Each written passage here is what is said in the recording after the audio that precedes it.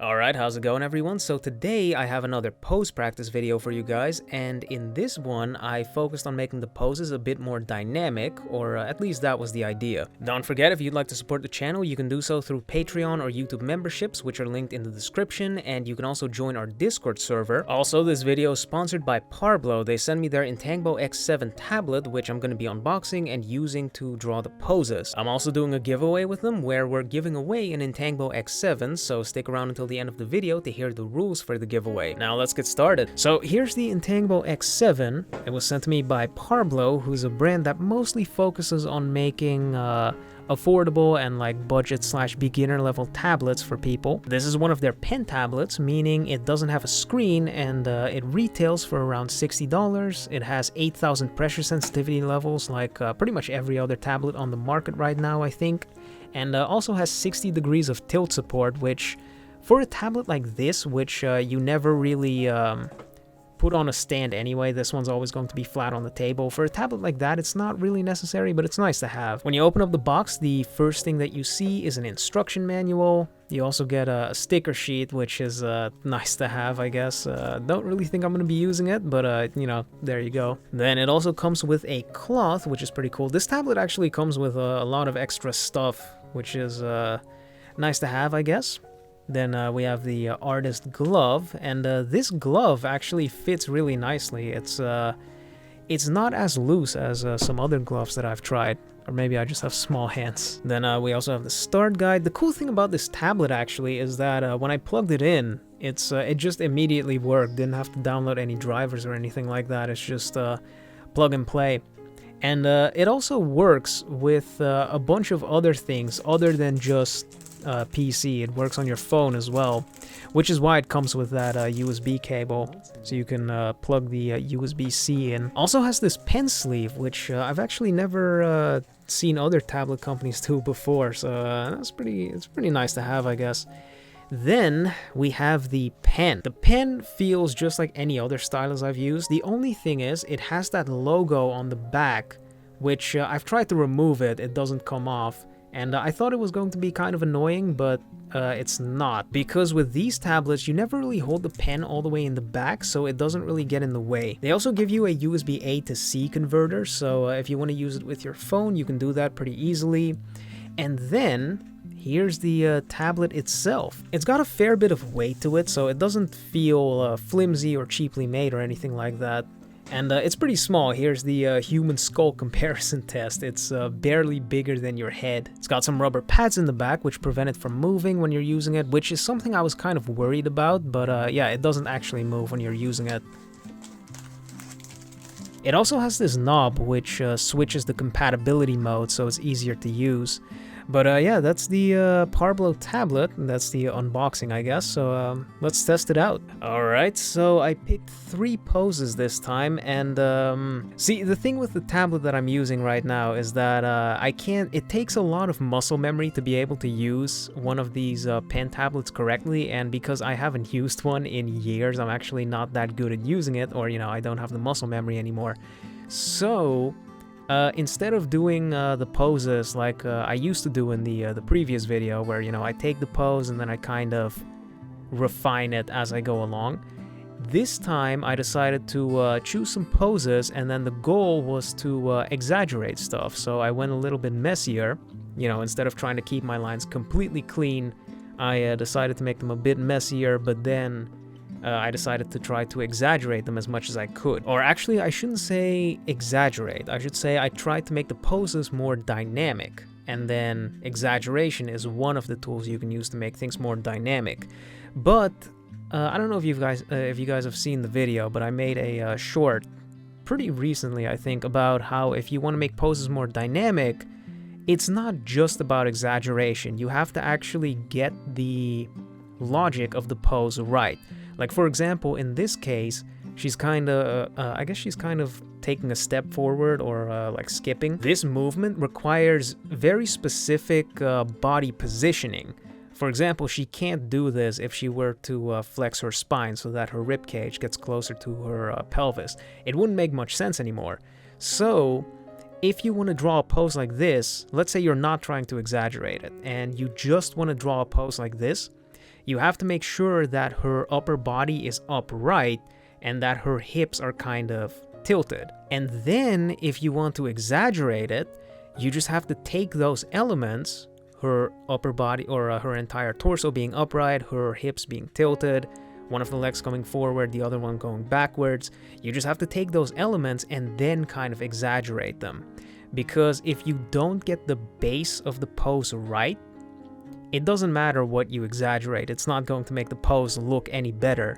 And I actually have a longer video going more in depth on this topic coming out soon. But yeah, when it comes to making poses more dynamic, the first thing I would recommend you practice is drawing the actual pose. And think about what makes this pose work the way it does. And once you know that, that's when you can start playing around with other things. Like in the way I'm drawing this pose, for example, one of her hands is coming out back, like her palm is facing the back, whereas in the reference image her palm is facing the ground. I felt like that would just follow the C curve of her body a bit more, so that's why I did that. I've got the other leg, instead of it going forward, I have it going backwards, which means that she's not touching the ground and she's probably gonna fall over, but I mean, doesn't really matter, to be honest. Goal is just to make things look good, so I think it's fine. And another topic that I kind of want to talk about in this video is the gesture. Because I'm sure you guys have watched like Proko's video on gesture drawing and that sort of stuff, where the gesture is kind of like the rhythm of the pose, or it follows the flow of it. In this case, if you follow her head down to her left foot, there's like a C curve in her body, right? Gesture doesn't really have any hard rules. It's if you're somebody who's confused about it, gesture is it has a lot of traits of being an art style. So different artists, if you ask them to all draw the same pose, or at least give the gesture of the same pose, they could all have different renditions of what the gesture is supposed to look like. And it's never really wrong, because that's just the gesture that they see in it. But of course, if you want to get better at something, the only way to do that is to understand how it works objectively. So in the case of gesture, if you want to get better at that, I would say you have to actually think about what the logic of the pose is and where the motion in the pose comes from. So in this one, for example, she has her full weight, or well, she has a lot of her weight on her right leg, and then the other leg is acting as the supporting leg. Then you can also see that her center of gravity is, it's above her belly button, well, maybe on top of her belly button, it's kind of hard to tell, but it's slightly to the side of it. And then if you follow the center of gravity down, you get the base of support, which is right in between her feet. And then her upper body is kind of pointing to the right. So if you want to get the gesture of this pose down, the important parts that you need to think about are where the weight is, how the weight is being supported, and which direction her body is pushing and pulling. So in this case, her upper body's pushing to the right, her hips are also pushing to the right because most of her weight is on that right leg. In fact, I think she could probably lift her left leg up and it wouldn't really change the pose that much. It might change a little bit, but her foot is still gonna have to be right below her belly button because the center of gravity in this case is above, or it's on the line from her belly button to her feet, meaning the base of support has to be directly underneath that. So to find the gesture, you just have to think about what makes the pose function, because if she were to move her right leg a little bit more to the right, the pose wouldn't work anymore, she'd fall over. So yeah, that's pretty much, that's kind of how the gesture works. I don't know why I'm talking about that when I'm not even doing gesture drawing, I'm just doing regular figure drawing. But I guess it does work because, you know, it is a figure drawing exercise video. And gesture drawing, by the way, is it's an exercise that you should do to get better at figure drawing. It's not, like, people have this idea that gesture drawing you have to do every day to get better at drawing poses, which is not true. Gesture drawing is an exercise just like every other exercise, and it's also just as important as every other exercise. If you want to get better at doing perspective, practicing with boxes is usually a good idea. Just like how if you want to get better at finding the gesture in a pose, gesture drawing is probably the best way to, the best way to go. But just gesture drawing alone is not going to make you better at drawing a pose. But there are a lot of other exercises that you can and should be doing as well if you want to get better at drawing characters. Like for example, instead of drawing the entire body, you could focus on just the rib cage, pelvis, and spine, because the torso is really important when it comes to deciding on the movement of a pose. The torso contains like, it contains on average like 50% of the body's mass. So depending on what the torso is doing, the rest of the body will have to compensate to make sure that the entire body is balanced. So an exercise you could do is one where you find a reference pose and then you just draw the torso. You look at where the rib cage is, what angle the rib cage is at, you look at what angle the pelvis is at, and then you think about how the spine is connecting them. And once you get better at drawing the torso, you'll notice that you can actually freely move the limbs around, and the pose is still going to make sense because you understand how the center of gravity works purely from having practiced the torso. So that's a useful exercise that you can do. And then, of course, another exercise that you can do is one where you focus on the perspective. So you think about where the front planes, the side planes, and the back planes are of every single part of the body, and then you just draw them properly in perspective, which of course, that's going to make you better at drawing three-dimensional bodies. You just have to get creative about the exercises you're doing if you want to get better at drawing figures. And actually, another useful exercise is simplifying a pose down to as few lines as you can.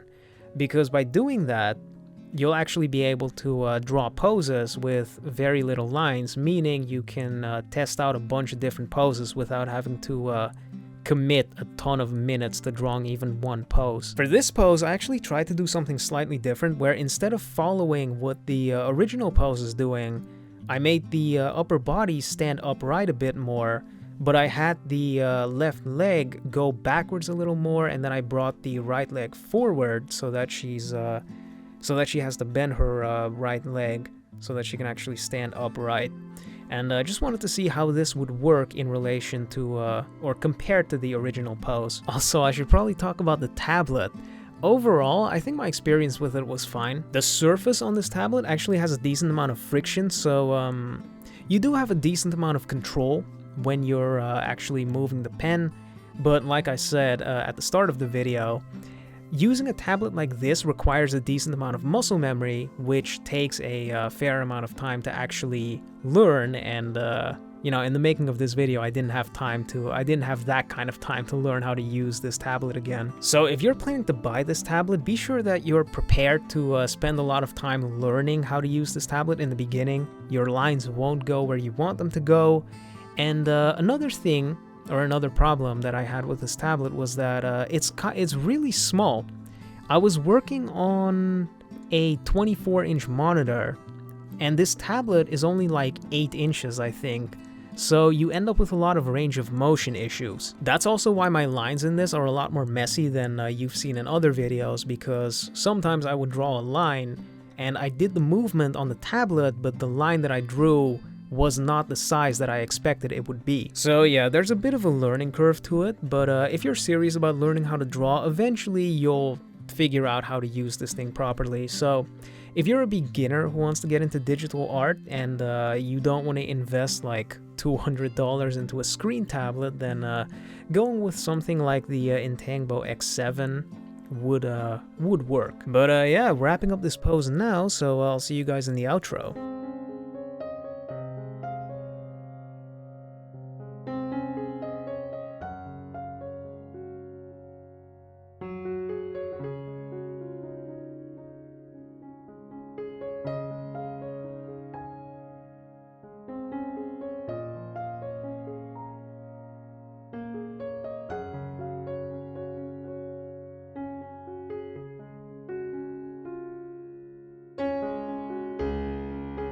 So the giveaway, to enter, all you have to do is follow both Excalibur and Parblo Tablet on Instagram, and then I also linked an Instagram post in the description. All you have to do is go to that post and give it a like. But that's it for the video. Hopefully you guys enjoyed that. Don't forget, if you'd like to support the channel, you can do so through Patreon or YouTube members, which are in the description, and you can also join our Discord server where you can come hang out with the community, or you can get advice from other artists, including me. But yeah, that's it for this video, so I guess I'll see you guys next time.